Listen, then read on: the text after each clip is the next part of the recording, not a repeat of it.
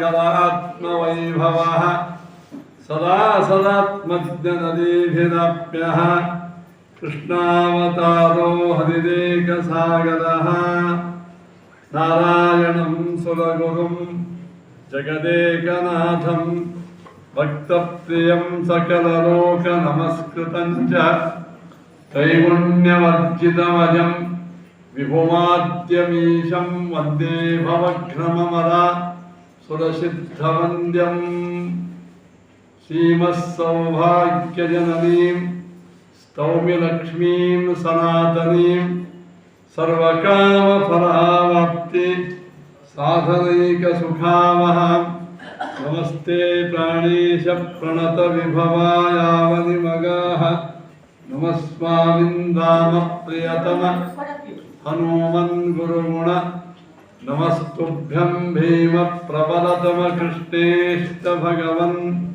ನಮಃ ಶ್ರೀಮನ್ಮಧ್ವಪ್ರದಿಶ ಸುದೃಶನ್ನೋ ಜಯ ಜಯ ಶ್ರೀ ಗುರುಭ್ಯೋ ನಮಃ ಹರಿ ಓಂ ಹರಿ ಓಂ ಹರಿ ಓಂ.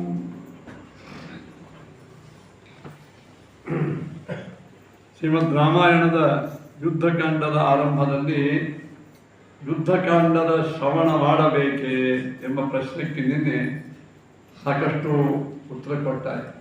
ನಾವೆಲ್ಲ ಶಾಂತಿಪ್ರಿಯರು, ಮತ್ತು ಬಡದಾಡಿದ್ರು ಅವ್ರು ನೀವು ಕೊಂದ್ರು ತೋಟಿ ಏನು ಮಾಡೋದು? ನಮಗೆ ಬೇಕಾಗಿದ್ದು ಶಾಂತಿ, ಮೋಕ್ಷ, ಸುಖ. ಆ ಕಥೆ ಹೇಳ್ರಿ. ರಾವಣ ಬಂದ, ನೀವು ಹೊಡೆದ, ನಾವು ಹೊಡೆದ. ಇದೆಲ್ಲ ಭಾಳ ಯುದ್ಧದ ವರ್ಣನೆ ಭಾಳ ಮಾಡ್ಯಾರ. ಮಹಾಭಾರತವರೆಗೂ ಭಾಳ ಮಾಡ್ಯಾರ, ರಾಮಾಯಣದಾಗೂ ಮಾಡ್ಯಾರ. ಇನ್ನೊಂದು ಆಶ್ಚರ್ಯ ಅಂದರೆ ಶ್ರೀಮದಾಚಾರ್ಯರು ಮಹಾಭಾರತ ಅಸ್ತಂದ್ರಿಯೊಳಗೂ ಯುದ್ಧದ ಭಾಗವನ್ನು ಭಾಳ ಹೇಳ್ತಾರೆ. ಎಷ್ಟೊತ್ತಕ ಅಂದರೆ ಮುಂದೆ ಬಂದ, 2 ಬಾಣ ಇವು ಹೊಡೆದ, 3 ಬಾಣ ಅವನು ಹೊಡೆದ, 6 ಬಾಣ ತಿರುಗಿ ಹೊಡೆದ, ಎದಿಗೆ ಒಂದು ಹೊಡೆದ, ಈ ಲಲಾಟಕ್ಕೊಂದು ಹೊಡೆದ, ಕೈ ಹೊಡೆದ, ಕಾಲಿಗೆ ಹೊಡೆದ. ಇದೆಲ್ಲ ವಿಸ್ತಾರವನ್ನು ಮಾಡಿಬಿಟ್ಟಾರೆ. ನಮ್ಮಮ್ಮ ಅನಿಸ್ತಿತ್ತು ಇದೆಲ್ಲ ಮಂದಿ ಹೇಳಿ ಉಪಯೋಗ ಏನು ಅಂತ. ಒಟ್ಟು ಗೆದ್ದರು, ಯುದ್ಧದೊಳಗೆ ಗೆದ್ದರು, ಪಾರಾಗಿ ಬಂದರು. ಇಷ್ಟು ಹೇಳಿಲ್ಲ. ಆಚಾರ್ಯರು ಏನು ಹೇಳ್ತಾರೆ ಅಂದರೆ ಯುದ್ಧ ಒಂದು ಶಾಸ್ತ್ರ, ಅದು ಶಸ್ತ್ರಶಾಸ್ತ್ರ. ಶಸ್ತ್ರ ಒಳಗೆ ಯಾವ ರೀತಿಯಾಗಿ ಈ ಶಸ್ತ್ರಶಾಸ್ತ್ರವು ಕೂಡ ಅಲ್ಲಿ ತಜ್ಞರಾಗಿದ್ದರು. ಅಲ್ಲಿ ಕಪಿಗಳು ಅಥವಾ ಮಹಾಭಾರತೊಳಗೆ ಯುದ್ಧೊಳಗೆ ಎಲ್ಲರೂ ಶಸ್ತ್ರಜ್ಞರೂ ಹೌದು, ಶಾಸ್ತ್ರಜ್ಞರೂ ಹೌದು. ಇನ್ನೊಂದು, ಈ ಯುದ್ಧದ ಒಳಗೆ ಒಂದು ಸಣ್ಣ ಬಾಣ ಅದು ಅಗ್ನಸ್ತ್ರ ಆಗಬಹುದು, ಅದು ವರ್ಣಾಸ್ತ್ರ ಆಗಬಹುದು, ಅದು ಮಳೆಯನ್ನು ತರಿಸಬಹುದು, ಬೆಂಕಿಯನ್ನು ಉಗುಳಿಸಬಹುದು, ಪ್ರಚಂಡ ಗಾಳಿಯನ್ನು ಬೀಸಿಸಬಹುದು. ಸಣ್ಣ ಒಂದು ಹುಲ್ಲು ಬ್ರಹ್ಮಾಸ್ತ್ರವಾಗಿ ಅವನು ಸುಡಬಹುದು. ಈ ಒಂದು ವಿದ್ಯೆಯಲ್ಲ ಬಹಳ ಅಪರೂಪ ವಿದ್ಯೆ. ಇದನ್ನು ಆ ಕಾಲದ ಎಲ್ಲ ಜನರು ವಿಶೇಷವಾಗಿ ಯುದ್ಧ ವಿಷಾದದಲ್ಲಿ ಕಲ್ತಿದ್ರು. ಅದನ್ನು ರಾಮನ ಭೃತ್ಯರು, ರಾಮನ ಸೇವಕರು, ಸ್ವಯಂ ರಾಮ ಹೇಗೆ ಅದನ್ನು ಪ್ರತಿರೋಧ ಮಾಡಿದ ಇದನ್ನು ಹೇಳಿದರೆ ವಿಶೇಷ ನಿಮಗೆ ಅವ್ರ ಬಗ್ಗೆ ಮಹಿಮಾನ ಜ್ಞಾನ. ನೀವೊಂದು ದೃಷ್ಟಾಂತ ಕೊಡ್ತಾನೆ ನಾನು. ಈಗ ಕ್ರಿಕೆಟ್ ಒಳಗೆ ಕೊನೆಗೆ ಯಾರು ಗೆದ್ರು ಯಾರು ಸೋತು ಇಷ್ಟು 3 ತಾಸು ಅಲ್ಲಿ ಟಿಕೆಟ್ ತಗೋದು. ಕೆಲವೊಂದು ವಿಮಾನ ಹೋಗ್ತಾರೆ ಟಿಕೆಟ್ ತಗೋದು ನೋಡಲಿಕ್ಕೆ. ತೋಡಿ ಏನು ಮಾಡ್ತೀವಿ 3 ತಾಸು ಕೇಳೋದು, 3-6 ತಾಸು. ಯಾರು ಗೆದ್ರು ಯಾರು ಹೊಡೆದ್ರು ಗೆದ್ರು ಮುಗಿದೋಯ್ತು. ಅವ್ರು ಇದ್ರೊಳಗೆ ಗೊತ್ತಾಗಿ ಆಗ್ತದೆ. ಸುಳ್ಳು ಇವು 2 ಕ್ಯಾಚ್ ಅವ್ನು ಹಿಡ್ದ, ಅವ್ನು ಕ್ಯಾಚ್ ಅವ್ನು ಹಿಡ್ದ, ಅವ್ನು ಸ್ಟಂಪೌಟ್ ಇವು ಮಾಡಿದ, ಫೀಲ್ಡಿಂಗ್ ಅವನು ಮಾಡಿದ, ಬಾಲಿಂಗ್ ಇವು ಹಾಕಿದ. ಇವೆಲ್ಲ ಒಂದು 8-10 ಅದ್ರೊಳಗಿಂದ ಅವಲ್ಲ. ಅದೆಲ್ಲ ನಾವು ಡಿಟೇಲ್ ಕೇಳ್ತಿರ್ತೀವಿ. ಆಚಾರ ಅದ್ರೊಳಗೆ ಡಿಟೇಲ್ ಕೇಳೋರು ಭಾಳ ಖುಷಿ ಆಗ್ತದೆ. ಸ್ವಲ್ಪ ಕೊನೆಗೆ ಒಟ್ಟೆ ಹೇಳ್ಬೇಕು, ಗೆದ್ರೆ ಅದು ಸೋತ್ರೆ ಇಷ್ಟು ಹೇಳ್ಬೇಕು ಸಾಕು. ಇಷ್ಟು ಹೇಳಿದ್ರೆ ನಿಮ್ಗೆ ರುಚಿ ಆಗ್ತದ ಅಥವಾ ಅವ್ರ ಮಹಿಮಾ ಜ್ಞಾನ ಆಗ್ತದೆ ನಿಮ್ಗೆ? ಇಲ್ಲ. ಆ ಮಹಾಮಹಿಮರ ಜ್ಞಾನ ಆಗಬೇಕಾದ್ರೆ ಅವರ ಪ್ರತಿಯೊಂದು ಆ್ಯಕ್ಷನ್ಸ್ಗಳು ನಿಮ್ಗೇನಾಗಬೇಕು ಹೇಳಿದ್ರೆ ನೋಡಬೇಕು. ಹಂಗೆ ಇಲ್ಲಿ ಯಾರ್ಯಾರು ಎಂಥೆಂಥ ಅಸ್ತ್ರವನ್ನು ಬಿಟ್ಟು ಪ್ರತಿ ಶತ್ರುಗಳು ಎಷ್ಟು ಶೂರರಾಗಿದ್ರು, ಗೀರಾಗಿದ್ರು, ಅವರನ್ನೇ ಹೆಂಗೆ ಇವರು ಎದುರಿಸಿದ್ರು, ಇವೆಲ್ಲ ಹೇಳೋದ್ರಿಂದ ಏನಾಗ್ತದೆ ಅಂದ್ರೆ ನಮಗೆ ಆ ಪಾತ್ರಗಳಲ್ಲಿ ವಿಶಿಷ್ಟವಾಗಿರ್ತಕ್ಕಂತಹ ಮಹಿಮಾಜ್ಞಾನ. ಆ ಮಹಿಮಾಜ್ಞಾನ ಆಗೋದ್ರಿಂದ ಭಕ್ತಿ ಹೆಚ್ಚ. ಇನ್ನೊಂದು ಎರಡನೇದು, ಈ ಯುದ್ಧಕಾಂಡದ ಒಳಗೆ ಬರ್ತಕ್ಕಂಥ ಸಣ್ಣ ಸಣ್ಣ ಯುದ್ಧಗಳನ್ನು ಕೇಳೋದ್ರಿಂದ ಜೀವನದಲ್ಲಿ ಪ್ರತಿರೋಧ ಶಕ್ತಿ ಹೆಚ್ಚಾಗ್ತದೆ. ನಮ್ಮ ಜೀವನದೊಳಗೂ ನಮ್ಮನ್ನು ಮಾನಸಿಕವಾಗಿ ದೈಹಿಕವಾಗಿ ಆಕ್ರಮಣ ಭಾಳ ಮಂದಿ ಮಾಡ್ತಿದ್ದ. ಅದನ್ನು ಹೆಂಗೆ ಎದುರಿಸಬೇಕು ಎಂಬುವಂಥದ್ದು ಆ ದೇವತೆಗಳು ನಮ್ಗೆ ಶಕ್ತಿ ಕೊಡ್ತಾರೆ. ಆ ದೇವತೆಗಳ ಪರಾಕ್ರಮವನ್ನು ನಾವು ಪರರ ಮೇಲೆ ಹೆಂಗೆ ಆಕ್ರಮಣ ಮಾಡಿದರು ಅಂತ ಕೇಳಿದೆವು ಅಂದ್ರೆ, ಆ ದೇವತೆಗಳು ನಮ್ಮ ಜೀವನದೊಳಗೆ ನಮ್ಮ ಒಳಗಿನ ಶತ್ರುಗಳು ನಮಗೆ ಆಕ್ರಮಣ ಮಾಡುವ ವೇಳೆ ಸಹಾಯ ಮಾಡ್ತಾರೆ.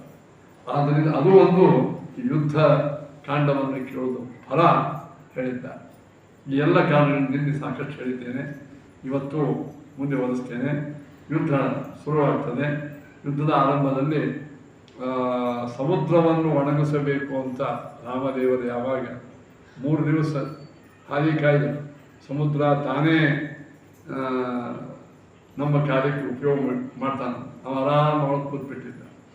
ಅವಾಗ ಉದುರ್ಹಿ ಪರಿಭೂಯತೆ ಅಂತ ಹೇಳಿದ್ರು, ಅಣ್ಣ ನೀ ಹಿಂಗೆ ಮೆತ್ತಗೆ ಹೊಂಟೆ ಅಂದ್ರೆ ಯಾರು ನಿನ್ನ ಕೇಳಂಗಿಲ್ಲ, ಸ್ವಲ್ಪ ನೀನು ಒಳಗಿನ ಸಿಟ್ಟು ತೋರಿಸುವಂತಂದ. ರಾಮದೇವ್ರು ಅಂದರು ಒಮ್ಮೆ ಸಿಟ್ಟಿಗೆ ಹೋಗಬಾರ್ದು, ಶಾಂತವಾಗಿರ್ಬೇಕಂತ ಹೇಳಿ ಬಿಟ್ಟಿದ್ರು. ಯಾವಾಗ ರಾಮದೇವರ ಎದ್ದು ಕೈ ಒಳಗೆ ಧನುಸ್ಸನ್ನು ಟಂಕಾರ ಮಾಡಿ ಕೆಂಪ ಕಣ್ಣು ಮಾಡಿ ನಿಂತರೋ, ಆ ರಾಮದೇವರ ಕಣ್ಣಿನಿಂದ ಬರ್ತಕ್ಕಂಥ ಪ್ರಚಂಡವಾಗಿರ್ತಕ್ಕಂಥ ಕೆಂಪು ಕಿರಣಗಳಿಂದ ಸಮುದ್ರ ನೀರು ಕಾಯಿ ಹೋಗಿ ಖಾಳಬಳ ಆಗ್ಬೇಕಂತ. ಅವಾಗ ಗಾಬರಾದ ಸಮುದ್ರ ಒಳಗೆ ಹೋಗ್ತದವ ಅಂತ. ಆ ಒಳಗಿಂದ ವರ್ಣದೇವರು ಬಂದು, ಸ್ವಾಮಿ ಇದು ನಿಂಬೆ ಸಮುದ್ರ, ಇದಕ್ಕೆ ನೀವು ಸೇತುವನ್ನು ಕಟ್ಟಿ ಅವಶ್ಯವಾಗಿ ಮುಂದೆ ಹೋಗಿದೆ ಅಂತ ಪ್ರಾರ್ಥನಾ ಮಾಡಿದ. ನಾನೇ ಬರಬೇಕಾಗಿತ್ತು, ನಾವೆಲ್ಲ ಜಡಧೇಯರು ಅಂತ ಹೇಳ್ತಾರೆ. ನಾವೆಲ್ಲ ಏನು ಜಡಧೇಯರು, ಜಡಧೇಯ ಅಂತ ಭಾಳ ವರ್ಣನೆ ಮಾಡಿದ್ದಾರೆ. ಏನಂದ್ರೆ ಇತ್ಯುಕ್ತವಂತಮ ಶ್ರಮೇಶವಾಣಂ ತತ್ವಾ ವಯಂ ಜಡಧೇಯೋ ನ ವಿಧಾಮ ಭೂಮನ್. ಹೇ ಪರಮಾತ್ಮ, ನೀನು ನನ್ನ ದಂಡೆಗೆ ಬಂದು ನೀನಾಗಿ ನಾನು ಅನುಗ್ರಹ ಮಾಡುವ ಬಂದ್ರೆ ನಾನು ಎಂಥ ಮೂರ್ಖ, ನಾನು ಆರಾಮ ಮಲ್ಕೊಂಡ್ಬಿಡ್ತೇನೋ. ನಾವೆಲ್ಲ ಜಡಧೇಯರು ಅಂದರೆ ದೇವರ ಮುಂದಿದ್ರು, ದೇವರ ಭಕ್ತರ ಮುಂದಿದ್ರು, ಅನುಗ್ರಹ ಮಾಡಲಿಕ್ಕೆ ಬಂದರೂ ಆರಾಮ ನಮ್ಮ ಮನೆಯಾಗ ಕೂತಿರ್ತೀವಿ. ಇದೇನಂದ್ರೆ ಜಾಡ್ಯ. ನಿನ್ನ ಅದೇ ಅಂದಲ್ಲ, ಒಳ್ಳೆಯ ಶಾಸ್ತ್ರ ಪಾಠ ಪ್ರವಚನ ನಡೀತಿರ್ತದೆ ವಿದ್ಯಾಪೀಠಾಗ, ಅಲ್ಲಿ ಇಲ್ಲಿ ಎಲ್ಲ ಕಡೆಗೆ. ನಾವು ಮನ್ಯಾಗ ಆರಾಮ ಮಾಡ್ಕೊಂಡ್ಬಿಡ್ತೀವಿ ಅಂದ್ರೆ ನಮ್ಮಂಥ ಮೂರ್ಖ ಶಿಖಾಮಣಿ ನಾವೇ. ನಾವು ಆದಷ್ಟು ಏನು ಮಾಡಬೇಕು, ತಾಣವನ್ನು ಪಣಕ್ಕಿಟ್ಟಾದರೂ ಪ್ರತಿನಿತ್ಯವಾಗಿ ನಡೆಯತಕ್ಕಂಥ ಶಾಸ್ತ್ರ ಪಾಠ ಪ್ರವಚನವನ್ನು ನಾವು ಕೇಳ್ಕೊಳ್ಬೋದು. ಯಾಕಂದರೆ ಇಹಚೇರವೇದಿ ಸತ್ಯಮಸ್ತಿ. ಆಯುಷ್ಯದೇ ಭಾಳ ಕಷ್ಟ. ಅದರೊಳಗೆ ಬ್ರಾಹ್ಮಣ ಜನ ಬರೋದು ಕಷ್ಟ, ಅದರೊಳಗೆ ಬುದ್ಧಿವಂತಿಕೆ ಬರೋದು ಕಷ್ಟ. ಇದೆಲ್ಲ ಬಂದ ಮೇಲೆಯೂ ಭಗವದ್ ಭಕ್ತರಾಗೋದು ಕಷ್ಟ. ಅಷ್ಟೆಲ್ಲ ಆದಾಗೂ ಶಾಸ್ತ್ರ ಹೇಳ್ತಕ್ಕಂಥ ಸಿಗೋದು ಕಷ್ಟ. ಇಷ್ಟೆಲ್ಲ ಇದ್ದಾಗ ನಾವು ಆ ಒಂದು ಮನೆಯ ಬಾಗಿಲಿಗೆ ಗಂಗೆ ಬಂದಾಗ ನಾವು ಮನೆಗೆ ನಾಳೆ ದಿನ ಸ್ನಾನ ಮಾಡ್ತೀವಿ. ನಮ್ಮಂಥ ಮೂರ್ಖರು ಯಾರು? ಆದ ಕಾರಣ ನೋಡಿ, ಇದು ತೋರಿಸಿಕೊಡ್ತದೆ. ರಾಮದೇವ ನಮಗೆ ಅನುಗ್ರಹ ಮಾಡ್ಲಿಕ್ಕೆ ಬಂದಾರಂತ ಗೊತ್ತಿದ್ರು ನಿಂತಾರಂದ್ರೆ ಅವ ಏನು ಬೇಕೊಂಡವ, ಸ್ವಾಮಿ ಕ್ಷಮಾ ಮಾಡ್ತೀವಿ, ನೀವು ಮಹಾನುಭಾವ, ನನ್ನನ್ನು ಕ್ಷಮಿಸ್ತೀನಿ ಅಂತ ಹೇಳಿ ಪರಮಾತ್ಮ ಕ್ಷಮಿಸಿ. ಅಲ್ಲಪ್ಪ, ಈ ಬಾಣಕ್ಕೆ ಹೂಡಿದ ಎಲ್ಲಿ ಬೀಳು ಹೇಳು. ರಾಮದೇವ್ರ ಬಾಣ ಹಂಗೆ ಸ್ವಾಧೀನ ಕೂಡ ಒಳಗೆ ಇಟ್ಕೊಂಡು ನಾವು ಒಮ್ಮೆ ಬಾಣದ ಬೆಳೀಬೇಕು. ಅವನು ದಕ್ಷಿಣ ದಿಕ್ಕು ತೋರಿಸಿದ. ಅಲ್ಲಿ ಮರುಭೂಮಿ ಇತ್ತು. ಅಲ್ಲಿ ಮಹಾ ದೈತ್ಯರು ಇಲ್ಲಿ ಏನೂ ಬೆಳೆದೇ ಇದ್ದಂಗೆ ವ್ಯವಸ್ಥೆ ಮಾಡಿದ್ರು. ಒಳಗೆ ಕೂತ್ಕೊಂಡು ಯಾರೇನು ಬಿತ್ತಿದ್ರು ಅಲ್ಲಿ ಒಟ್ಟ ಏನೂ ಬೆಳಿಬಾರ್ದು ಅಂಥ ದೈತ್ಯರು ಕೆಲವರು ಇದ್ರು. ವಿಚಿತ್ರ ದೈತ್ಯರು ಇರ್ತಾರೆ. ಈಗ ಭೂಮಿ ಸಾಕಷ್ಟು ಇರ್ತಾರೆ, ಮಳೆ ಹಾಕಿರ್ತದೆ, ಬೀಜ ಹಾಕಿರ್ತಾರೆ, ಬೆಳೆದೇ ಬರ. ಯಾಕಂದ್ರೆ ದೈತ್ಯರು ಇವರಿಗೆ ನಾನು ಬೆಳೆ ಕೊಡಬಾರ್ದು ಅಂತ ಹೇಳ್ತಾರೆ. ಅಂಥ ದೈತ್ಯರನ್ನು ಕಂಡ ಹಿಡಿದು ರಾಮದೇವರು ಒಂದು ಬಾಣ ಬಿಟ್ಟರೆ ಸಹಸ್ರಾರು ಯೋಜನ ಭೂಮಿ ಒಳಗಿದ್ದ ದೈತ್ಯರು ಸತ್ತು ಹೋದರು. ಮುಂದೇನಾಯ್ತಲ್ಲೇ, ಅವಾಗ ಆ ಭೂಮಿಯೆಲ್ಲ ಫಲಪುಷ್ಪಗಳಿಂದ ಅದು ಅದ್ಭುತವಾಗಿರ್ತಕ್ಕಂತಹ ಇದಾಯ್ತಂತೆ, ಒಂದು ವನ ಆಯಿತು ಅಂತ ಹೇಳ್ತಾರೆ. ಈ ರೀತಿಯಾಗಿ ರಾಮದೇವರು ಬಾಣ ಎಂದು ವ್ಯರ್ಥ ಆಗೋದು ಅಂದರೆ ಅದು ಪುನಃ ಸಾರ್ಥಕವಾಯಿತು ಅಂತ ಹೇಳ್ತಾರೆ. ತಥಾ ಮೂಲ ಫಲಾನಿ ಚಾತ್ರ ಸಮ್ಯಕ್ ವಿಧಾಯ ಭವಶತ್ರು ಅಮೋಘ ಚೇಷ್ಟ. ಅದಕ್ಕೆ ಸಮುದ್ರಕ್ಕೆ ಸೇತುವೆಯನ್ನು ಕಟ್ಟರಿ ಅಂತ ಪ್ರಾರ್ಥನೆಯನ್ನು ಮಾಡಿದಾಗ ಅಲ್ಲಿ ಪರಮಾತ್ಮ ಏನು ಮಾಡಿದ, ಸಮುದ್ರ ಸೇತುವೆಯನ್ನು ಕಟ್ಟಲಿಕ್ಕೆ ವಿಶ್ವಕರ್ಮನ ಮಗನಾಗಿರ್ತಕ್ಕಂಥ ನೀಲನಿಗೆ ಹೇಳಿದ. ಹೇಳಿದೆ ಅವನು ನೀಲ ದ್ವಿಧ ಮೈದ ಅಂಗದ ಅವೆಲ್ಲ ಹೇಳ್ದ, ಸಮುದ್ರ ಸೇತುವೆಯನ್ನು ಕಟ್ಟಿದ್ರು ಅಂತ ಇಷ್ಟು ಹೇಳಿದ್ರು. ಭಾರೀ ಸೇತುವೆ ಎಷ್ಟಿತ್ತು ಅಂದ್ರೆ 10 ಕಿಲೋಮೀಟರ್ ಆಡಿತ್ತು ಸೇತು, 100 ಕಿಲೋಮೀಟರು ಉದ್ದಿತ್ತು ಸೇತು. ಏನಿದೆ ಇವತ್ತಿಗೂ ಸಮುದ್ರಗಳು ಕಾಣಿಸ್ತದ. ಲಕ್ಷಾವಧಿ ವರ್ಷಾಗಿ ಹೋಗಿದ್ದರಿಂದ ಪ್ರಾಕೃತಿಕ ವಿಕೋಪಗಳಿಂದ ಅವೆಲ್ಲ ಹೆಚ್ಚು ಕಡಿಮೆ ಆಗಿರ್ತಾರೆ. ಆದರೆ ಸೇತು ಕಟ್ಟಿದ್ದಿಷ್ಟು 10 ಅಡ್ಡ 100 ಉದ್ದ, ಅಂಥ ಅದ್ಭುತವಾದಂತಹ ಸೇತುವನ್ನು ಪರಮಾತ್ಮನು ಆ ಎಲ್ಲ ಕಪಿಗಳಿಂದ ಪರಮಾತ್ಮ ಕಟ್ಟಿಸಿದ್ದಾನೆ. ಇದೇನು ತೋರಿಸ್ಕೊಡ್ತಾನೆ ಅಂದ್ರೆ ಸ್ವಯಂ ಜಗತ್ತಿಗೇನೆ ಪರಮಾತ್ಮ ಸೇತು ಆಗ್ಯಾನ. ಏಷ ಸೇತುರ ವಿಧುತಿ ಎಂದು ಸೂತ್ರ ಹೇಳ್ತಾರೆ. ಏನ್ರಿ ಅವನೊಂದು ಸಣ್ಣ ಸೇತು ಕಟ್ಟಲಿಕ್ಕೆ ಆಗ ದೇವರಿಗೆ ಪರಮಾತ್ಮ ಅಂತಾನ, ನಾ ಎಲ್ಲ ಮಾಡಿದ್ರೆ ಆಮೇಲೆ ನೀವು ಆರಾಮ್ ಕೂತು ಸೋಮಾರಿಗಳಾಗ್ತಾರೆ ಮಂದಿಯೆಲ್ಲ.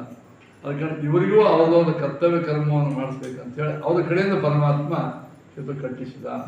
ನಮ್ಮ ಜೀವನದಲ್ಲಿಯೂ ಅಷ್ಟೇ, ಒಬ್ಬ ಶಿಕ್ಷಕ ವಿದ್ಯಾರ್ಥಿಗಳಿಗೆ ಇಷ್ಟೆಲ್ಲ ಕಷ್ಟ ಮಾಡ್ಬೇಕಂತ ನಾನೇ ನಿಮ್ಮ ಪೇಪರ್ ಬರೆದು ಕೊಟ್ಬಿಡ್ತೀನಿ, ಇಷ್ಟೇ ಕಷ್ಟಪಡ್ತೀನಿ ನೀವು ಮನೆಗೆ 1 ವರ್ಷ ಬರೆಯಬೇಡ ಅಂತ ಅಂದ್ರೆ ವಿದ್ಯಾರ್ಥಿಗಳ ಪ್ರತಿಭಾ ಬಂತಾಗ್ತದೇನೋ, ಪ್ರಯತ್ನಕ್ಕೆ ಫಲ ಬರ್ತದೇನೋ ಇಲ್ಲ.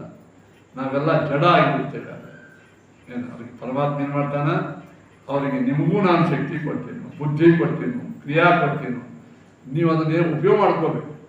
ಅಲ್ಲೇನಾದರೂ ಸ್ವಲ್ಪ ಅಡೆತಡೆ ಬಂತ ಸ್ವಲ್ಪ ಸಹಾಯ ಮಾಡ್ತಾ ಹೊರತು ಎಲ್ಲ ನಾನೇ ಮಾಡ್ಕೋತ ಹೋಗೋದು ಅದು ಭಗವಂತನ ವಿಷಯ ಇಲ್ಲ. ಕರ್ಮಣ್ಯೇವಾಧಿಕಾರಸ್ಥೆ ಮಾ ಫಲೇಶು.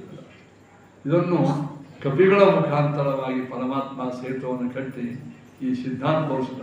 ರಾಮದೇವರಿಗೆ ಎಲ್ಲ ಮಾಡ್ಲಿಕ್ಕೆ ಬಂತು, ಜಗತ್ತನ್ನೇ ಕಟ್ಟವನಿಗೆ, ಜಗತ್ತನ್ನೇ ಸೃಷ್ಟಿ ಮಾಡಿದವನಿಗೆ ಈ ಸೇತು ಏನು ದೊಡ್ಡಂತ. ಅದು ಯಾಕೆ ಮಾಡಿದ, ಜೀವರಾಶಿಗಳು ಕೂಡ ಉದ್ಧಾರ ಆಗಿದೆ, ಅವರು ಮೋಕ್ಷಕ್ಕೆ ಹೋಗ್ತಾರೆ. ಜೀವರಾಶಿಗಳು ಮೋಕ್ಷಕ್ಕೆ ಕೊಡು ಪರಮಾತ್ಮ ಕೊಡಂಗಿಲ್ಲ ಏನ್ರಿ. ಅದಕ್ಕೆ ಅವ್ರು ಭಗವದ್ ಭಕ್ತಿ ಬರಬೇಕು. ಭಕ್ತಿ ಬರಬೇಕಾದರೆ ಕರ್ತವ್ಯ ಕರ್ಮಗಳನ್ನು ಮಾಡಬೇಕು. ಕರ್ತವ್ಯ ಕರ್ಮ ಮಾಡಬೇಕಾದ್ರೆ ಅವರವರ ಪಾಲಿಗೆ ಬಂದಿರತಕ್ಕಂಥ ಕರ್ಮಗಳನ್ನು ಕೆಲಸಗಳನ್ನು ಬಹಳ ಶ್ರದ್ಧೆಯಿಂದ ಭಕ್ತಿಯಿಂದ ಮಾಡಬೇಕು. ಈ ಕಾರಣಕ್ಕಾಗಿ ಪರಮಾತ್ಮ ಏನು ಮಾಡಿದ, ಅವರಿಗೆ ಸೇತು ಕಟ್ಟಲಿಕ್ಕೆ ಕೊಟ್ಟ. ಒಬ್ಬ ಕವಿ ಭಾಳ ಚಂದ ಅದನ್ನು ಇದು ಮಾಡ. ಆ ಎಲ್ಲ ಕವಿಗಳು ಏನು ಮಾಡ್ತಿದ್ರು ಅಂದ್ರೆ ರಾಮನ ಹೆಸರು ತಗೊಂಡು ದೊಡ್ಡ ದೊಡ್ಡ ಬಂಡೆಗಲ್ಲ, ಪರ್ವತ ಬಂಡೆಗಲ್ಲ, ಭಾರಿ ಭಾರಿ ಭಾರಿ ದೊಡ್ಡ ದೊಡ್ಡ ಗಿಡಗಳು ತಂದೆಲ್ಲ ಒಗಿತಿದ್ರು. ಈ ಹೆಂಗೆ ಮನೆ ಕಟ್ಟು ಎಲ್ಲ ಪಾಯಕ್ಕೆ ಒಗಿತಿರ್ತಾರಲ್ಲ, ಹೀಗೆ ಒಕ್ಕೋತ ಹೊಂಟರು ಸಮುದ್ರ ಒಳಗೆ ಹೋಗಿ ಆಗ್ಬಿಡ್ತು. ಅವಾಗ ಪುನಃ ರಾಮನ ಧ್ಯಾನ ಮಾಡಿ ಮ್ಯಾಲ ಶ್ರೀರಾಮನ್ ಬರೋದು ಮಾಡ್ತಿದ್ರು. ಅವೆಲ್ಲ ಚೆನ್ನಾಗಿ ಕಲ್ಲುಗಳು ಕರೆಕ್ಟ್ ಕೂಡ್ತಿತ್ತು, ಭಾಳ ಮುಣುಗ್ತಿದ್ದಿಲ್ಲ. ರಾಮಂದ ನಾನು ಸ್ವಲ್ಪ ಕರಸೇವ ಅಂತ ನಾನು ಕೆಲಸ ಮಾಡಿದ್ರಾಯ್ತು ಅಂಥೇಳಿ ಆ ಕಪಿಗಳ ಜೊತೆಗೆ ತಾನು ನಿಂತ. ನನ್ನ ಕೈಯಾಗ ಕಲ್ಲು ಕೊಟ್ಟರು. ರಾಮನಿಗೆ ಇಟ್ಟು ಕಲ್ಲೆಲ್ಲ ಮುಣ್ತಾ ಇತ್ತು, ಆ ಕಪಿಗಳಲ್ಲಿ ಇಟ್ಟು ಕಲ್ಲೆಲ್ಲ ತಿಂತಿತ್ತು. ರಾಮಂದ ನನ್ನ ಕಣ್ಣೆಲ್ಲ ಮುಣ್ತಾವೆ. ಏಮಜ್ಜಂತಿ ನಿಮಜ್ಜಯಂತಿ ತೇಪಸ್ತರ ದುಸ್ತರೇ ವಾರ್ಥೋ ಏನು ಅಲ್ಲ, ನಂದೆಲ್ಲ ಮುಳುಗ್ತಾವ, ನಿಮ್ಮ ಕಲ್ಲೆಲ್ಲ ಹೆಂಗೆ ಅಂತ ಕೇಳಿದ್ರೆ ಅವಾಗ ಹನುಮಂತ ದೇವರು ನಿಂತಿದ್ರು. ಸ್ವಾಮಿ, ನಾವು ನಿನ್ನ ಮ್ಯಾಲ ಭರೋಸಾ ಇಟ್ಟು ಕಲ್ಲಿಡ್ತೀವಿ, ನೀ ಕೆಳಗೆ ಹೋಗಿ ರಕ್ಷಣೆ ಮಾಡ್ತೀವಿ, ನೀ ಹಿಡಿತೀವಿ. ಬಟ್ ನೀನೇ ಯಾರೂ ಕೈ ಬಿಡ್ತಾರೆ, ನೀ ಕೈಯ ಬಿಟ್ಟರೆ ಜಗತ್ತಿನಾಗ ಯಾರು ರಕ್ಷಣೆ ಮಾಡಿ? ನೀನೇ ಬಿಟ್ಟೆ ಅಂದ್ರೆ ಧಾರಣ ಮಾಡೋರು ಯಾರು? ನಾವು ಬಿಟ್ಟದ್ದನ್ನು ನೀ ಧಾರಣ ಮಾಡ್ತಿದ್ದೆ ಕಲ್ತಿರ್ತಾವ, ಅದು ನೀನೇ ಕೈ ಬಿಟ್ಟೆ ಅಂದ್ರೆ ಜಗತ್ತಿನಾಗ ಆಧಾರ ಯಾರು? ಸರ್ವಾಧಾರ ನೀನೆ. ಓಂ ದಿವ್ಯಾಧ್ಯಾಯತನಂ ಸ್ವಶಬ್ದಾತ್ ಓಂ. ಸೂತ್ರ ಹೇಳ್ತದಿಲ್ಲ, ದ್ಯೂ ಭೂಗಳಿಗೆ ಆಯತನ ಯಾರು? ಪರಮಾತ್ಮ. ಈ ಆಕಾಶಕ್ಕೆ ಏತಶ್ಚವ ಅಕ್ಷರಸ್ಯ ಪ್ರಶಾಸನೆ ಗಾರ್ಗ್ಯ ಆಕಾಶ ಓತಶ್ಚ ಪ್ರೋತಶ್ಚ ಪ್ರಾಚ್ಯ ನದ್ಯಂದಂತೆ. ಗಾರ್ಗಿಗೆ ಯಾಜ್ಞವಲ್ಕರು ಹೇಳ್ತಾರ, ಹೇ ಗಾರ್ಗಿ, ತನ್ನ ಹೆಂಡತಿಗೆ ಉಪದೇಶ ಮಾಡ್ತಾರ, ಅಕ್ಷರನ ಪ್ರಶಾಸನದಿಂದ ಈ ಆಕಾಶ, ಈ ಭೂಮಿ, ಈ ನಕ್ಷತ್ರ ಮಂಡಲ ಭಗವಂತನ ಬರೀ ಆಜ್ಞಾನ ನಿಂತದ್ದು, ನಿಂದರೆ ನಿಂತ್ಬಿಡು, ಕೈಯಾಗಿ ಹಿಂಗೆ ಹಿಡಿದು ಮಾಡಿ ಇವನು ಕೂಡ ಪೇಷಂಟ್ ಆಗಿ ಕೈ ಬಿಟ್ಟು ಇನ್ನೊಬ್ಬರು ಬಂದಿತ್ತು, ಹಿಂಗೇನೂ ಇಲ್ಲ. ದೇವರ ಕೇವಲ ಆಜ್ಞೆ, ಇದು ದೇವರ ಸಾಚ ಪ್ರಶಾಸನ. ಇದನ್ನು ಇಲ್ಲಿ ನಾವು ಕಲಿಬೇಕ. ತತ್ರ ಕರ್ತವ್ಯ ಕರ್ಮ ವಿಷಯೇ ಚ ವಿಮೂಢಚೇತ ತಸ್ತಾಪ್ಯ ವಾರಿಸುತ್ತಮೇನ ಚ ರಾಜನಿತ್ಯ. ಇಷ್ಟು ಮಾಡಿ ಏನಾಯಿತು, ಸಮುದ್ರ ಸೇತು ಕಟ್ಟೋದೇ ಸುಮಾರು ಒಂದು ದಿವಸದ ಉಪನ್ಯಾಸದ ಕಟ್ಟಿದ್ರು ಮುಂದೆ ಹೋಗ್ಬಿಟ್ಟು ಈ ಪ್ರಕಾರವಾಗಿ ಕಟ್ಟಿ ತತ್ಕ್ಷಣ ಅದನ್ನು ನಾಟಿ ಹೋಗ್ಬಿಟ್ರು ಎಲ್ಲರೂ. ಕೋಟಿ ಕೋಟಿ ಸಾವಿರಾರಲ್ಲ, ಕೋಟಿ ಕೋಟಿ ಸಾವಿರ ಕಪಿಗಳು ಅಲ್ಲಿ ಹೋಗ್ತಕ್ಕಂಥವರಾಗಿದ್ದಾರಂತೆ. ಅಲ್ಲಿ ಹೋದ ಮೇಲೆ ರಾವಣ ಗುಪ್ತಚರನ ಕೊಟ್ಟು ಕಳಿಸಿದ, ಅಲ್ಲಿ ಏನೇನು ನಡೆದು ನೋಡ್ಕೊಂಡ್ಬಂದು. ಅವ ಗುಪ್ತಚರ ಹೋಗಿ ಹೇಳಿದ್ರು ರಾವಣನಿಗೆ, ನಾವು ತಿಳ್ಕೊಂಡು ಸರಳಿಲ್ಲ, ಅವನ ಹಿಂದೆ ಸಾವಿರ ಅಲ್ಲ, ಲಕ್ಷ ಅಲ್ಲ, ಎಷ್ಟೋ ಕೋಟಿ ಕೋಟಿ ಕಪಿ ಸೈನ್ಯ ಬಂದು ನಿಂತುಬಿಟ್ಟು ಮತ್ತು ಸಮುದ್ರ ಸೇತು ಕಟ್ಟ್ಯಾರ. ರಾವಣ ಗಾಬರಿ ಆದ. ಎಲ್ಲರೂ ನದಿ ಕಟ್ತಿರ್ತಾರೆ, ಡ್ಯಾಮು ಗೀಮು, ನೀವು ಸೇತುವೆ ಕಟ್ಟಿ ಸಮುದ್ರ ಕಟ್ಟಿದೀವ. ಅವ ಚಿಂತಾಕ್ರಾಂತನಾಗಿಬಿಟ್ಟು ಏನೋ ಅವ ಪುನಃ ಮತ್ತೆ ದೈತ್ಯರೆಲ್ಲ ಹೇಳಿದ್ರು, ನಾವೆಲ್ಲ ಇಲ್ಲೇನೋ ಯಾಕೆ ಕಾಳಜಿ ಮಾಡ್ತೀವಿ, ಕಪಿಗಳು ಯಾಕಂದ್ರೆ ಕಪಿಗಳೇ ಮೈಯಾನೆ, ನಾವು ಮಹಾರಾಕ್ಷಸರು, ಮಹಾಶಕ್ತಿಶಾಲಿಗಳು, ನೀನು ಬ್ರಹ್ಮರುದ್ರಾದಿಗಳ ವರ ತಗೊಂಡು ಜಗತ್ತಿಗೆ ಸವಾಲಾಗಿ ನಿಂತೀನಿ, ನಿನ್ನ ಶಕ್ತಿಯನ್ನು ಕಡಿಮೆ ನಿಂದು. ಮತ್ತು ಅವನ ದುಷ್ಟನ್ನು ಮತ್ತೆಷ್ಟು ಉಬ್ಬಸೆ ತಮ್ಮ ತಮ್ಮ ಕೆಲಸ ಮಾಡಿಕೊಂಡು. ಇಲ್ಲೇನಾಯಿತು ಅಂದ್ರೆ ಭಗವಂತ ಹೇಳಿದ, ವಿಭೀಷಣು ಬಂದ ಪರಮಾತ್ಮನ ಕಡೆಗೆ. ವಿಭೀಷಣ ಕೇಳ್ದ, ಏನಪ್ಪ ವಿಭೀಷಣ ಹೆಂಗೆ ಹೋಗ್ಬೋದು, ನಾನೆಲ್ಲ ನಿಮಗೆ ಹೇಳ್ತೀನಿ, ಗೈಡ್ ಮಾಡ್ತೀನಿ. ಯಾರು ಕಪಿ ನಿಮಗಲ್ಲ, ಕಪಿಗಳಿಗೆ. ಅವಾಗ ರಾಜನೀತಿ ಏನು ಹೇಳ್ತದಂದ್ರೆ, ಆದಷ್ಟು ಯುದ್ಧವನ್ನು ನಾವು ತಡಿಬೇಕು. ಯುದ್ಧದೊಳಗೆ ಭಾಳ ಮಂದಿ ನಾಶರಾಗ್ತಾರೆ, ಯಾರೋ ಒಂದು ಕಾರಣಕ್ಕೆ ಯಾರೋ ನಾಶ ಆಗ್ತಿರ್ತಾರೆ. ಇದು ತಡಿಬೇಕಾದ್ರೆ ರಾಜನೀತಿ ಹೇಳ್ತಾರೆ. ಅದಕ್ಕೇನು ಮಾಡೋಣ ಅಂದ್ರೆ, ಅಂಗದನ ಕರೆದ, ಅಂಗದ ನಮ್ಮ ಪರವಾಗಿ ದೂತನಾಗಿ ಹೋಗ ರಾವಣನ ಕಡೆ. ತಿರುಗಿ ಈ ಪ್ರಶ್ನೆ ಏನಲ್ಲ, ಸೀತಾದೇವಿಯನ್ನು ಕೊಟ್ಬಿಟ್ಟ ಅಂದ್ರೆ ಯುದ್ಧ ಆಗಲ್ಲ. ಸೀತಾದೇವಿಯನ್ನು ಬಿಟ್ಟು ಅಂದ್ರೆ ಯುದ್ಧ ನಿಂತು ಹೋಗ್ತದೆ. ಅದಕ್ಕೆ ನೋಡಪ್ಪ ಸಾಮೋಪಾಯ, ನಾವು ಬಂದೀವಿ ಇಷ್ಟೆಲ್ಲ, ನಮ್ಮ ಪರಾಕ್ರಮ ನೋಡಿದ್ವಿ, ಸೀತಾದೇವಿ ಬಿಟ್ಟು ಅಂತ ಅಂಗದನ ಕಡೆ ಹೇಳಿ ಕಳಿಸಿ. ಆವಾಗ ವಾರಿ ಸುತಮೇನ ಚ ರಾಜನಿತ್ಯೆ ರಾಮಸ್ತದುಕ್ತವಚನೇಪಿ ಅಪಿ ಅಮುನಾ ಅಗ್ರಹೀತೆ. ಇಷ್ಟೇ ಹೇಳ್ಬಿಟ್ಟು ಅವನು ಹೋಗ್ತಾನ, ಅಂಗದನ ಪರಾಕ್ರಮ ತೋರಿಸ್ತಾನ. ಅವ ರಾಜನೀತಿ ಅಂಗದಾಗಿ ಹೇಳ್ತಾನೆ ರಾಮಗೆ, ನೋಡಪ್ಪ ರಾವಣ, ನಾನು ಯಾರು ಬರ್ತದ ನಿನ್ನನ್ನು ಸೋಲಿಸಿದ ವಾಲಿಯ ಮಗನ. ನಮ್ಮಪ್ಪ ನೀನು ಸೋಲಿಸಿದ್ದೋ ಇಲ್ಲ, ಹಿಂದಕ್ಕೆ ನೆನಪು ಮಾಡಿಕೊಡ್ತಾನೆ. ರಿಮೆಂಬರ್ ಇಟ್ಟಂತಾರಲ್ಲ, ನೆನಪು ಮಾಡಿಕೊಡ್ತ. ಅವಾಗ ನೀವು ಸಂಧ್ಯಾನ ಮಾಡಲಿಕ್ಕೆ ವಾಲಿ ಹೋಗಿದ್ದು. ಆವಾಗೇನು ವಾಲಿನ ಹಿಡೋದಾಯ್ತು ಅಂತ ನಾವು ಹಿಂದಿಂದ ಹೋಗಿ ಹಿಂದಿಂದ ಹೋದ, ಗೊತ್ತಾಯ್ತು ವಾಲಿಗೆ. ಏನು ಮಾಡಿದ, ಹಿಂದಿನ ವಾಲಿನ ಹಿಡಿದಿದ್ದ ಎಡಗೈಯಿಂದ ಗಪ್ಪಕ್ಕಂತಂದವ್ರಲ್ಲ, ಹಿಂಗೆ ಹಿಡಿದು ಬಗಲ ಹಾಕ್ಕೊಂಡು ಸ್ನಾನ ಮಾಡಿ ಹಿಂಗೆ ಒಳಗೆ ಪಂಜಾಡ್ಕೊಂಡು ಮಾಡ್ತಿರ್ತಾರೆ. ಅವ ಒಳಗೆ ವಜ್ಜಾಲಿಕತಾನ, ಅವನ ಬಗಲ್ದಾಗ ಸಿಕ್ಕೊಂಡು ಬಗಲ ಬಚ್ಚ ಅಂತಾರಲ್ಲ, ನಾನು ಹಿಡೋದು ಹಿಂಗೆ. ಅವಾಗ ಅದು ಕೇಳಿದಂತ, ನೀವು ಸಂಧಾನ ಯಾವಾಗ ಮುಗಿತದ? ಈಗ ನಾವು ಗಾಯತ್ರಿ ಹತ್ತು ಮಾಡ್ತೀವಿ, ನಾವು 1000 ಗಾಯತ್ರಿ ಮಾಡ್ತೀವಿ. 1000 ಗಾಯತ್ರಿ ಆಗೋದಾಗ ಮತ್ತು ನನ್ನ ಗತಿ ನಂದು ಶ್ರಾದ್ದ ಆಗ್ತದೆ, ಹೆಂಗೆ ಮಾಡ್ತೀವಿ. ಅದಕ್ಕೆ ಸ್ವಲ್ಪ ಹ್ಯಾಡಿ ಸಿಕ್ಕಿರೋದು ಬಿದ್ದಿರಿದೆ. ಅವನ ಆ ವಾರಿಯ ಒತ್ತಡಕ್ಕೆ ಅತೀ ನಿರ್ಬಲನಾದಂಥ ರಾವಣ ಅಲ್ಲೇ ಬಿದ್ದಿದ್ದ ಸಂಧಾನ ಮುಗಿತನಕ. ನಾನು ಸ್ವಲ್ಪ ಗಾಳಿ ಹಾಕಿ ಅಂತ ಕಳ್ಕೊಂಡ್ಬಂದು, ಯಾಕೆ ಬಂದಿ ಅಂತ ಕೇಳಿದೆ. ನಾನು ಎಲ್ಲ ಕಡೆ ಗೆದ್ದ, ನನಗೆ ಯಾರೋ ಹೇಳಿದ್ರು ವಾಲಿನ ಗೆಲ್ಲಬೇಕು ಅಂತ, ನಿನ್ನ ಗೆಲ್ಲಿಗೆ ಬಂದು ಹಿಂಗೆ ನನ್ನ ಪರಿಸ್ಥಿತಿ ಆಯಿತು. ಅದಕ್ಕೆ ಅವ್ನು ಹೇಳ್ದ, ಇನ್ನೊಮ್ಮೆ ಹಿಂಗೆ ಮುಖಾವಳಿ ಮಾಡಬೇಡ, ಹೋಗ್ಬಿಡು, ಇನ್ನೊಮ್ಮೆ ಈ ಕಡೆ ಕೈ ಹಾಕಬೇಡ ಅಂತ ಹೇಳ್ದ. ಅಂಥ ವಾಲಿಯ ಮಗ ಅಂಗದನ. ಹಾಗೆ ನೀನು ರಾಮದೇವರ ಮಹಿಮೆಯನ್ನು ಕಂಡಿರಿ. ಕೆಲವೇ ತಾಸುಗಳಲ್ಲಿ, ದಿವಸ ಅಲ್ಲ, ಕೆಲವೇ ತಾಸುಗಳಲ್ಲಿ ಈ ಸತ್ಯೋಜನ ಸಮುದ್ರಕ್ಕೆ ಸೇತು ಕಟ್ಟಿದ ರಾಮ, ನಮ್ಮೇಲೆ ಕಟ್ಟಿಸಿದ್ರು. ನಾವೆಲ್ಲ ಕಟ್ಟಿದ್ದೀವಿ, ಕೋಟಿ ಕೋಟಿ ಸಂಖ್ಯೆಯಲ್ಲಿ ಇದ್ದಾರೆ. ಇನ್ನೊಂದು, ರಾವಣ ನೀ ಮಾಡೋದು ಪರಮ ಅನ್ಯಾಯ, ನೀ ದೊಡ್ಡ ರಾಜ ಅಂತ ಹೇಳ್ಕೊತಿದ್ದಿ.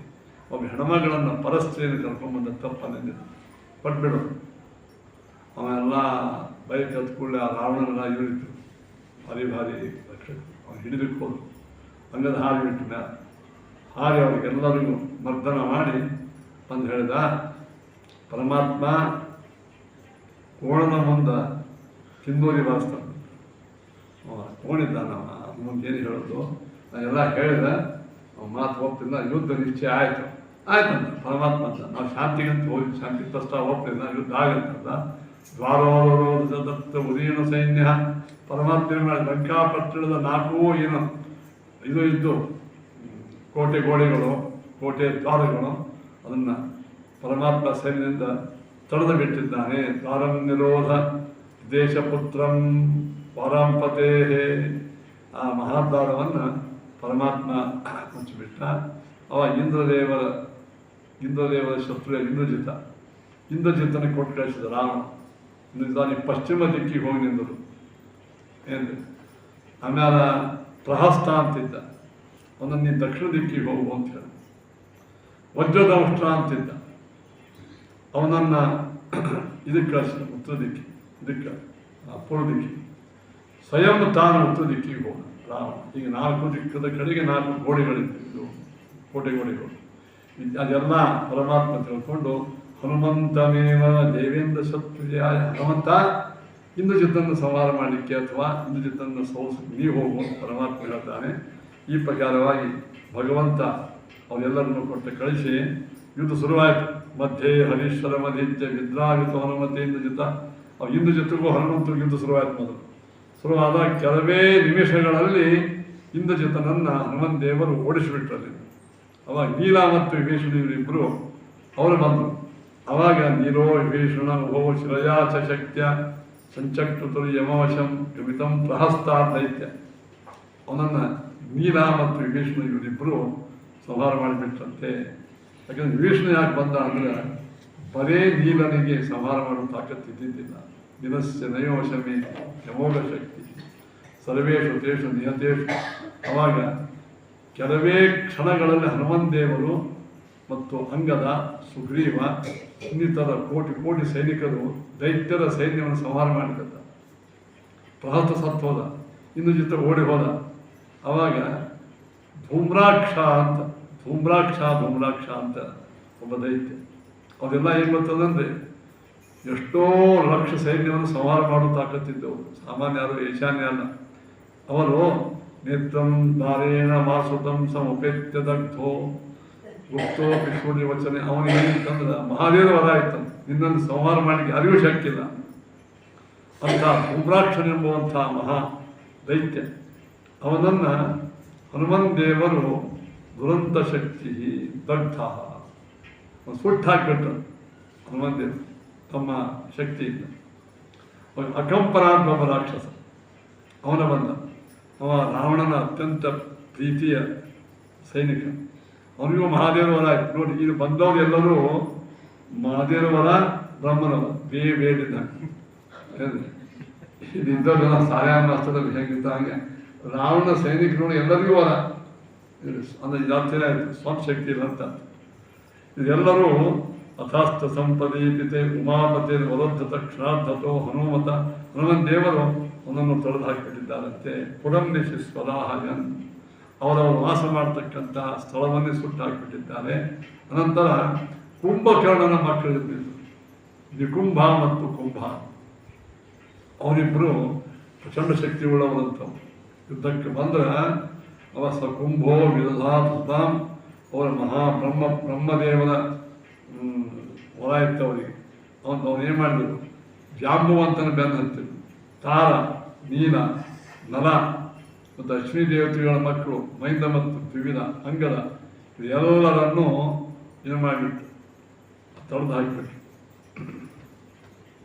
ಅದನ್ನು ನೋಡಿ ಸುಗ್ರೀವ ಆ ಕುಂಭನೆಂಬುವಂತಹ ಮಹಾದೈತ್ಯನನ್ನು ಪ್ರಚಂಡ ಯುದ್ಧವನ್ನು ಆಡಿ ಅಲ್ಲೇ ಕೊಂದು ಹಾಕಿಬಿಟ್ಟ. ತಥೋ ನಿಕುಂಭ ಬಂದ. ನಿಕುಂಭ ಅವನ ತಮ್ಮ, ನಮ್ಮ ಅಣ್ಣ ಸಂಹಾರ ಮಾಡಿದ್ರು ನೀವು ಅಂತ ಉಗ್ರವಾಗಿರ್ತಕ್ಕಂಥ ಪರಿಘ ಅಂತ ಒಂದು ಆಯುಧ. ಪರಿಘ ಅಂದರೆ ಅದಕ್ಕೆ 100 ಕಡೆ ಮುಳ್ಳು ಇರ್ತಾವೆ. ದೊಡ್ಡ ಗುಂಡ ಆಯುಧ, 100 ಪ್ರಚಂಡ ಮುಳ್ಳು. ಅದು ಮುಟ್ಟಿದ ಸಾಯಬೇಕು. ಆ ಆಯುಧವನ್ನು ತಗೊಂಡು ಸಸಾರ ಸೂರ್ಯಮಾತ್ಮಜ ಭೀತ ಉಪ್ಲುವೇ ಅವಾಗ ಸುಗ್ರೀವನ ಮೇಲೆ ಹೋಗಿಲಿಕ್ಕೆ ಹೋದ. ಸುಗ್ರೀವದನ್ನು ನೋಡಿ ದೂರ ಓಡಿ ಹೋಗ್ಬಿಟ್ಟ. ತಂಧಾಮಯತ್ಯಾಶ ಭುಜೇನ ಮೇಲೆ ಧಾಂತಾದಿಶೋ ದ್ಯೋಶ್ಚ ಅದನ್ನು ಗರ ಗರ ಗರ ತಿರುಗಿಸುವ ವೇಳಾಕ ಎಲ್ಲ ದೇವತೆಗಳು ಅವನ ಅಪಾರ ಶಕ್ತಿಯನ್ನು ನೋಡಿ ಅವರು ಆಶ್ಚರ್ಯಪಟ್ಟರು.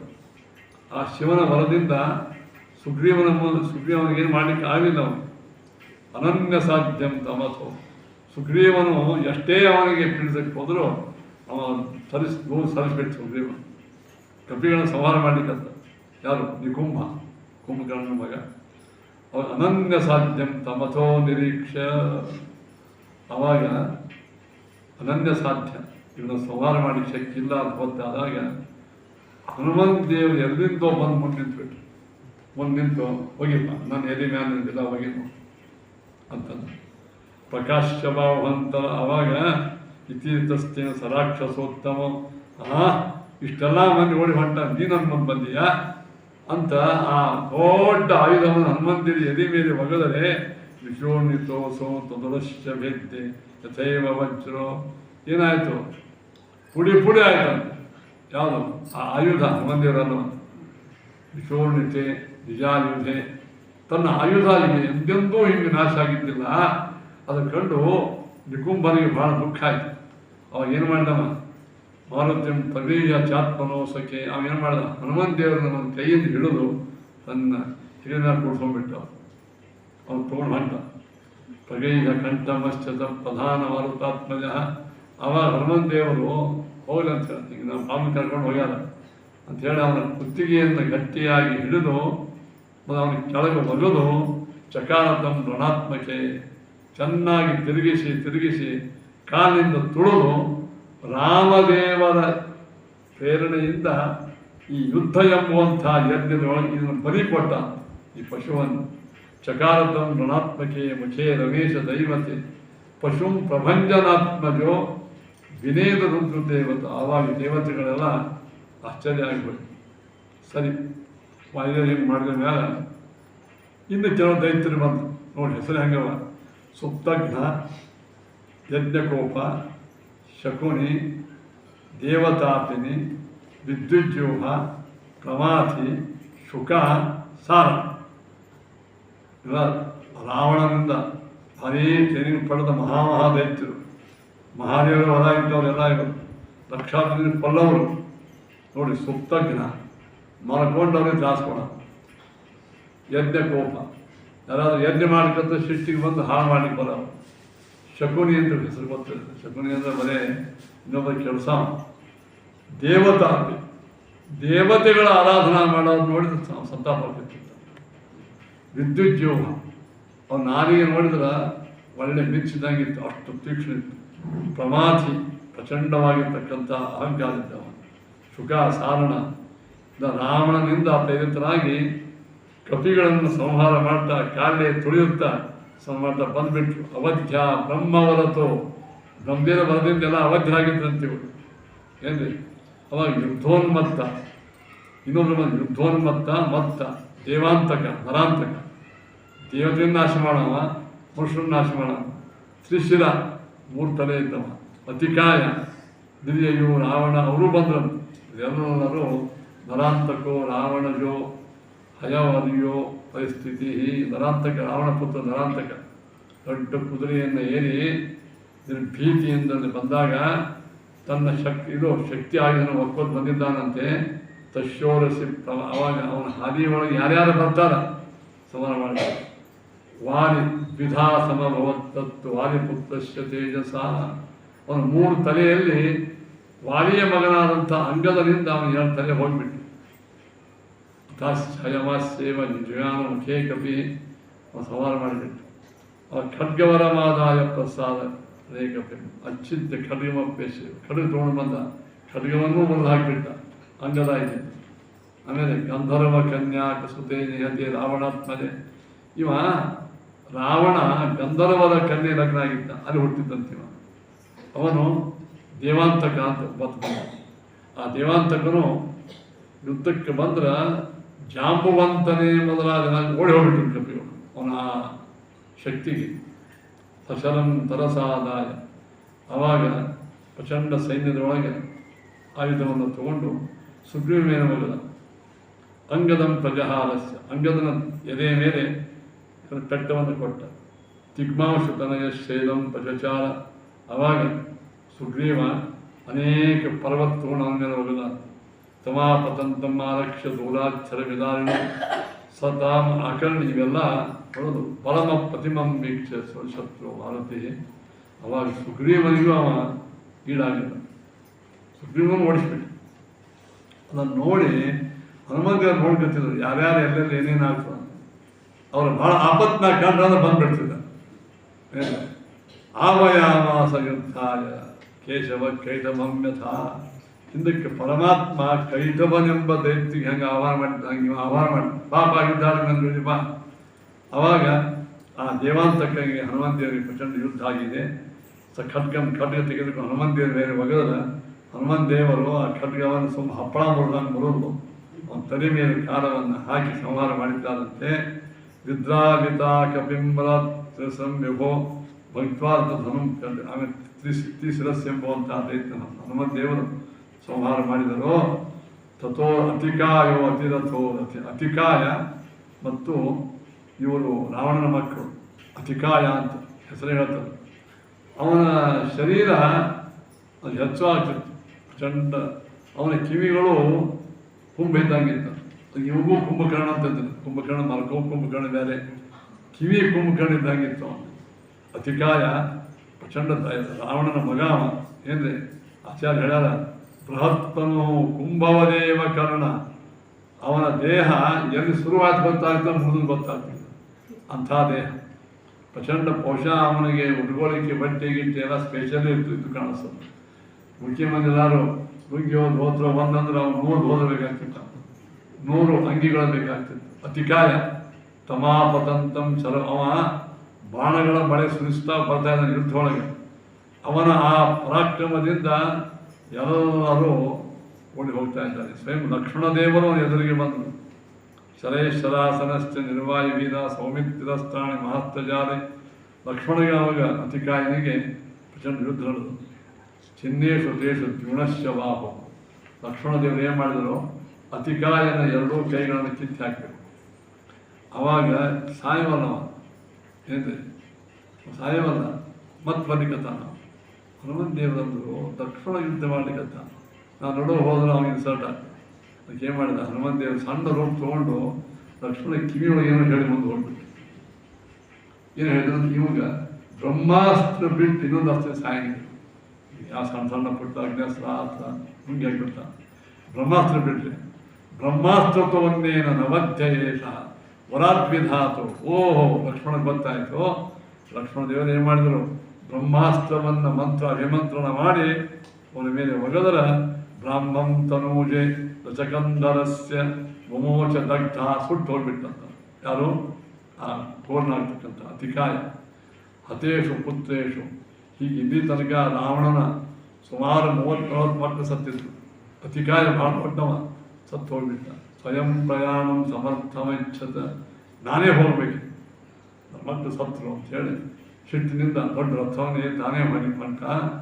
ಆವಾಗ ಖರಾತ್ಮಜ ಖರನಾಮಕ ದೈತ್ಯನ ಮಗ ಮಾತಿದ್ದ, ಮಕರಾಕ್ಷ ಅಂತ ಅವನ ಹೆಸರು.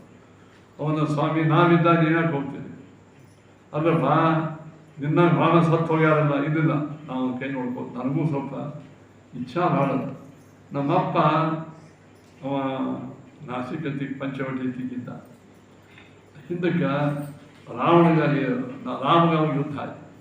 ಆ ಯುದ್ಧೊಳಗೆ ರಾಮ ನಮ್ಮ ತಂದೆಯನ್ನು ಕೊಂದು ಹಾಕಿಬಿಟ್ಟು. ನಂಗೆ ಇನ್ನೂ ಸಿಟ್ಟದವ. ನಮ್ಮ ಅಪ್ಪನ ಕೊಂದಿರ್ತಕ್ಕಂಥ ನಾ ಹೋಗ್ತಾನೆ, ನೀವು ಹೋಗ್ಬೇಡ. ಅಚಿಂತಯನ್ ಲಕ್ಷ್ಮಣ ಬಾಣ ಸಂಘ ಅವಜ್ಞೆಯ ರಾಮಮಥಾನ್ನಯತ್ರಣೆ ಉವಾಚ ರಾಮಂ ರಜನಿ. ಅವ ಲಕ್ಷ್ಮಣ ಎದುರಿಗೆ ಬಂದ, ಸರಿ ಏನು ನಮ್ಮದೇನಲ್ಲ, ನಮ್ಮ ಅಪ್ಪನ ಕೊಂದವ ರಾಮನ ತೋರಿಸು. ಇತಿ ಪ್ರಮಾಣ ಸರೋಜನೆಯು. ಅವಾಗ ರಹಸ್ಯ ರಾಮದೇವರು ಬರಲಿ, ಪಾಪ ಅವನು ಕೊಂದ್ಬಿಡು, ಬರೀ ಅಪ್ಪನ ಅಟ್ಟೆ ಅಂತೇಳಿ ರಾಮದೇವರು ನಕ್ಕೋತ ಅವನ ಪ್ರಚಂಡ ಬಾಣಗಳಿಗೆ ಪ್ರತಿ ಒಂದು ಬಾಣವನ್ನು ರಾಮದೇವರು ಬಿಟ್ಟರೆ ಶಿರಶರೇಣೋತ್ತಮ ಕುಂಡಲೋಜ್ವಲ. ಅವನ ತಲೆಯನ್ನು ತೆಗೆದು ಹಾಕಿಬಿಟ್ಟು ರಾಮದೇವರು ಸತ್ತು ಹೋಗ್ಬಿಟ್ಟ. ಅದು ನೋಡಿ ದೈತ್ಯೆಲ್ಲ ಓಡಿ ಹೋಗ್ಬಿಟ್ರು. ತಸ್ಸ ಸಜ್ಜೀಕೃತಂ ಅತ್ತಧನ್ವ ಅದೆಲ್ಲ ನೋಡಿ ಧೂಮ್ರಾಕ್ಷ ದೈತ್ಯ ಬಂದ. ಅವಾಗ ಈ ಧೂಮ್ರಾಕ್ಷ ಎಂಬುವಂಥವನನ್ನು ಅನೇಕ ಜನ ಸಂಹಾರ ಮಾಡಿದ್ದಾರೆ. ಅವೇನು ಮಾಡಿದ ಧೂಮ್ರಾಕ್ಷ ಎಂಬುವಂಥವ ಗಜ, ಗವಾಕ್ಷ, ಗವಯ, ವೃಷ, ಗಂಧಮಾಧನ, ಆಮೇಲೆ ಇವರೆಲ್ಲರೂ, ಆಮೇಲೆ ಪ್ರಾಣಾದಿ ಪಂಚ ಮರುತ್ ಪ್ರವೀರ ಇವರು ಸಕಥನ ಇವರೆಲ್ಲರೂ ಶರೈಸ್ತುತಾನ್ ಷಡ್ಭಿರ ಅಮೋಘ ಎಲ್ಲರೂ ಅವರ ಮೇಲೆ ಬಾಣ ಹೊಡೆದಿಗತ್ತರು. ಆವಾಗ ಗಿರೀನ್ ವಿದಾರಿಯ ಶರಥೇಹಿ ಅವಾಗ ಅಂಗದನು ಸಸಾರತಂ ಶಕ್ರ ಸುತೋಮಿ ಶಿಲಾಂ ಸಮಾದಾಯ ಅಂಗದರು ಬಂದು ಅವನ ಮೇಲೆ ಬಾಣ ಹೋಗಲ್ಲ. ಇಷ್ಟೆಲ್ಲ ಆದರೂ ಸುಗ್ರೀವ ಒಂದು ನೆಲಕ್ಕೆ ಉಳಿಸಿ ಸಂಹಾರ ಮಾಡಿದ್ದಾನಂತೆ. ಮತ್ತು ಹನುಮಾನ್ ಉರಗೇಂದ್ರ ಭೋಗ ಸ್ವಯಂ ಸ್ವಭಾವಂ ವೃಷಮನ್ನೋಯ ಆ ಭಯಂಕರನಾಗಿರ್ತಕ್ಕಂಥ ದೈತ್ಯನ ಮೇಲೆ ಹನುಮಂತ ದೇವರು ಸಂಹಾರ ಮಾಡಲಿಕ್ಕೆ ಹೋಗಿದ್ದಾರೆ. ಸಲಬ್ಧ ಸೌಜ್ಞ ಸಮಾರುತಿಂ ಪ್ರಯಾಸ ಅವಾಗ ರಾವಣೇ ಬಂದ್ಬಿಟ್ಟ. ಇದು ಬೇಡ, ಸ್ವಯಂ ರಾವಣ ಯುದ್ಧಕ್ಕೆ ಬರ್ತಾ ಇದ್ದಾನೆ.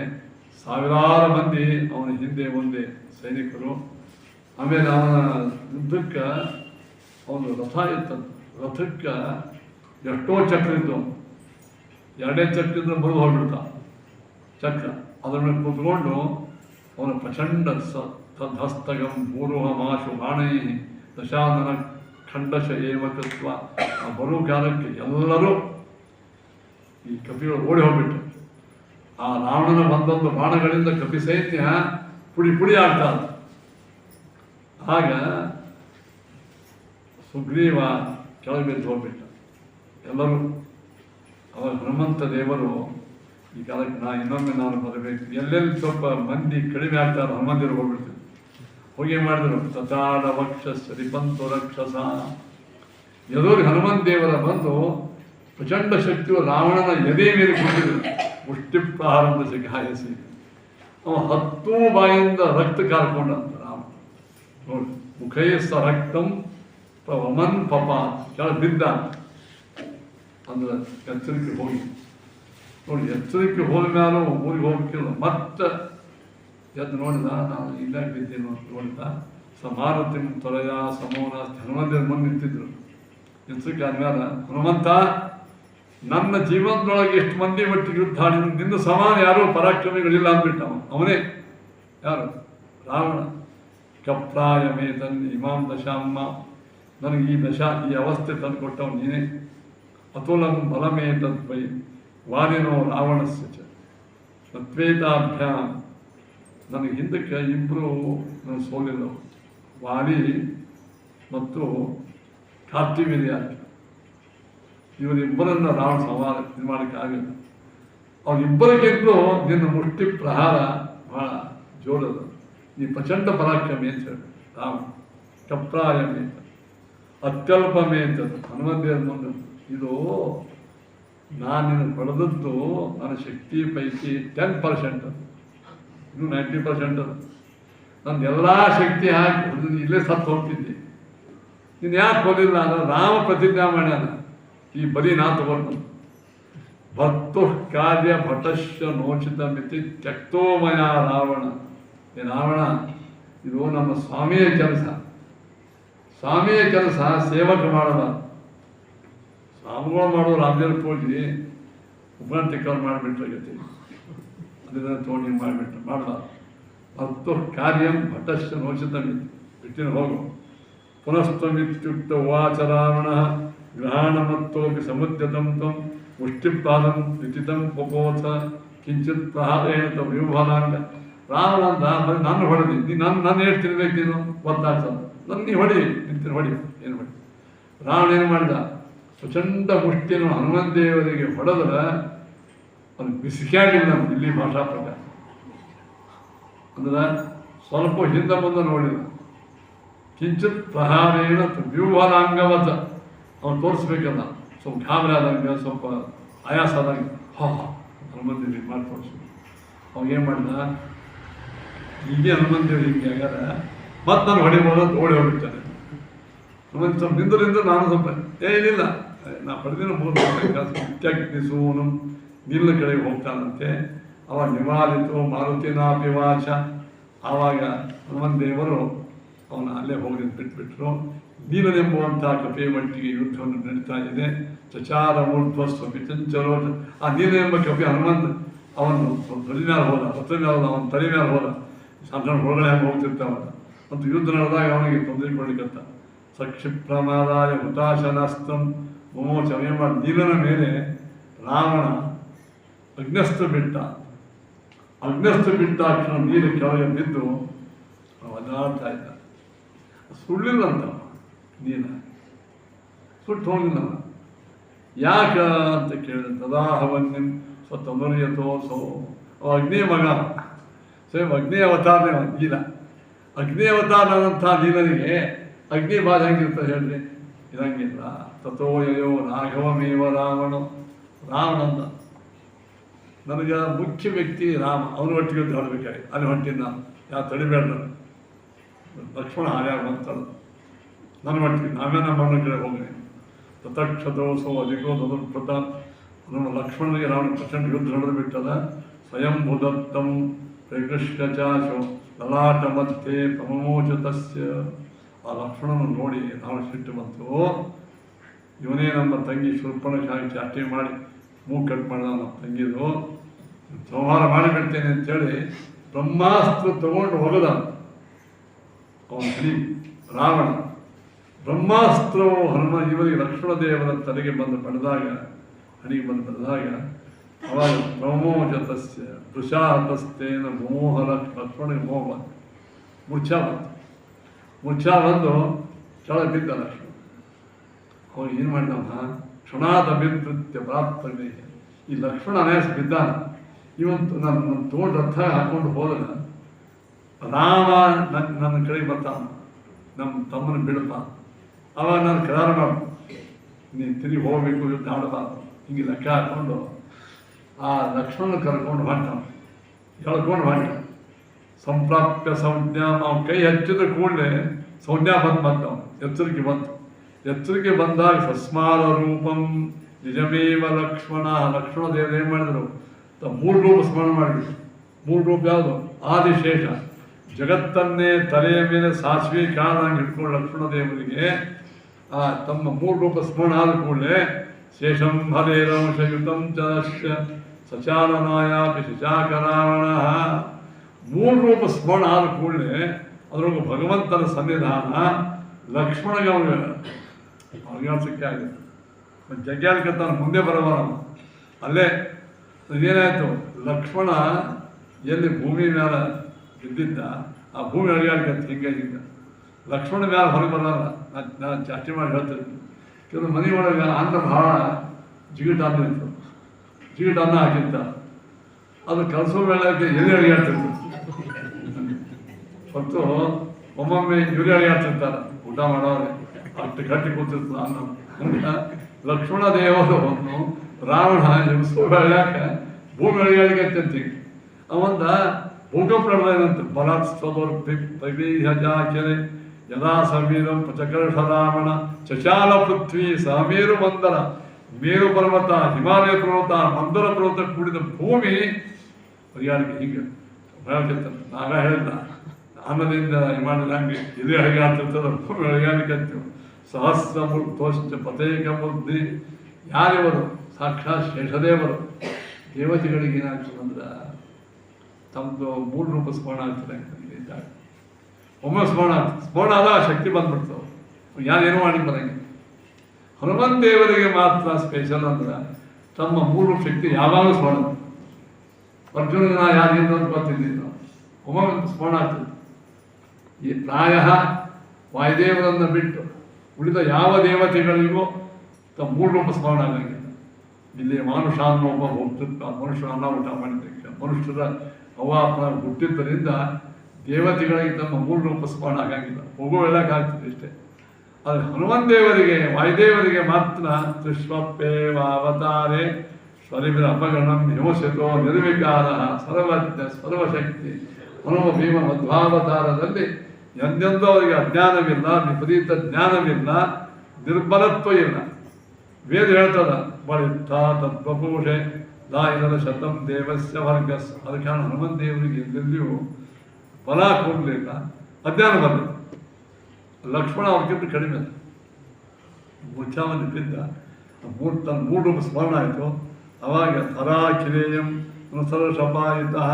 ಅವರು ಶ್ರೇಷ್ಠರು ಮಹಿಮಾ ಹೇಳ್ತಾರೆ ಆಚಾರ್ಯರು.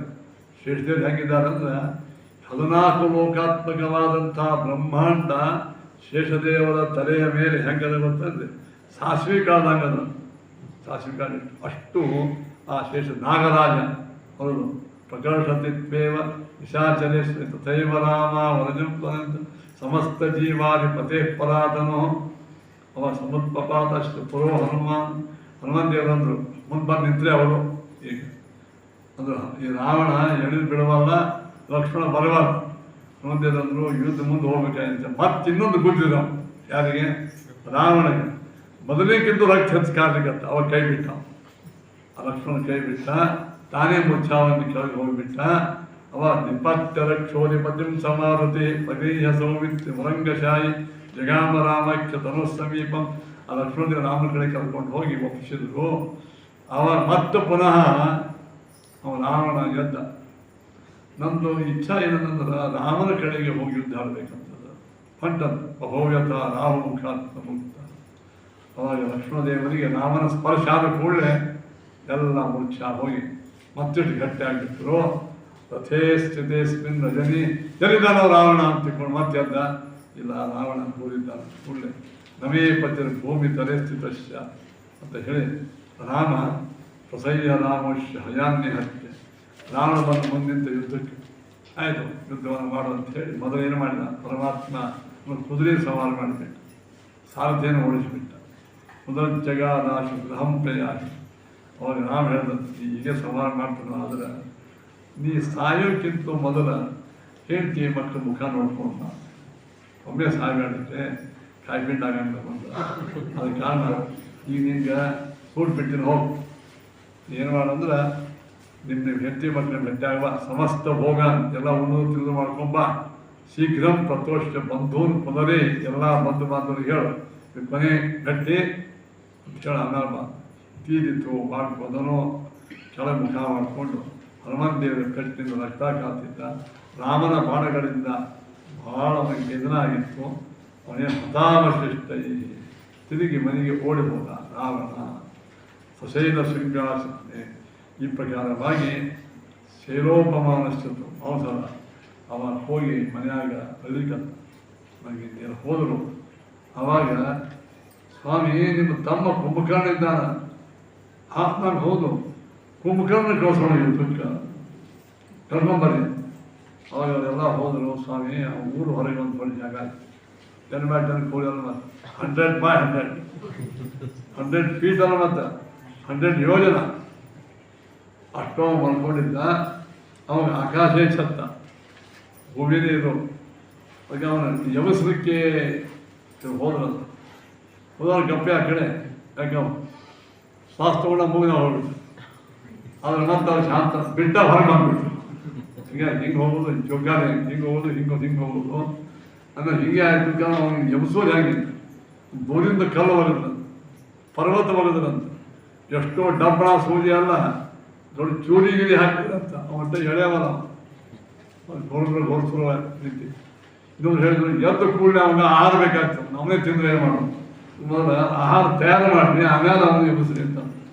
ಆಹಾರ ಅಂದೇನು 1 ಲೀಟ್ರ್ ಹಾಲು ಮೊಸರು ಹಿಂಗೆಲ್ಲ ಒಂದು ಪರ್ವತ ರಾಶಿಯಷ್ಟು ಮಾಂಸ, ಏನು ದೊಡ್ಡ ದೊಡ್ಡ ದೊಡ್ಡ ದೊಡ್ಡ ಡಬ್ಬು ತುಂಬೆ ರಕ್ತ, ಮಾಂಸ, ರಕ್ತ, ಅನೇಕ ವಸ್ತುಗಳನ್ನೆಲ್ಲ ಇಟ್ಟು ಆಮೇಲೆ ಎಬ್ಬಿಸ್ಬೇಕು ಅವನು.